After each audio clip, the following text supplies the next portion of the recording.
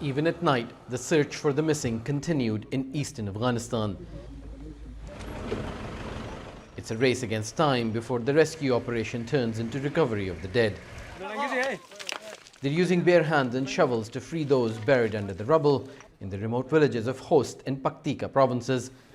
People were in bed when hundreds of homes and buildings were destroyed by the powerful earthquake.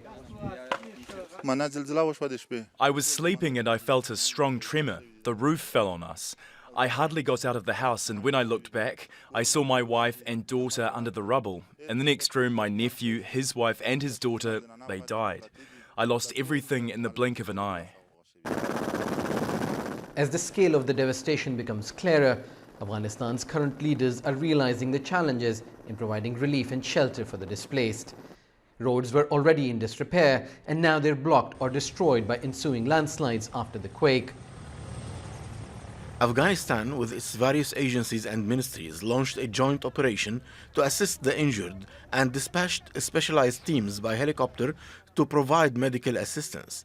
An emergency meeting was held by the Prime Minister, and it was decided to provide urgent financial aid for compensation. The Prime Minister appealed to foreign agencies and organizations to assist the Afghani people in these difficult circumstances. Afghanistan is already facing a humanitarian disaster. Most international aid dried up and foreign staff were pulled out when the Taliban took over last year.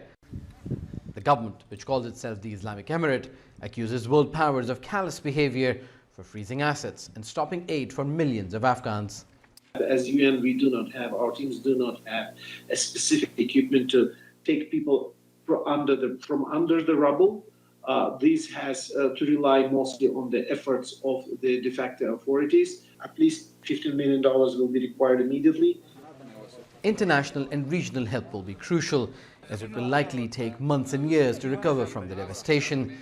Afghans who feel abandoned and let down by the international community say all they can do is pray for both the dead and those who survived.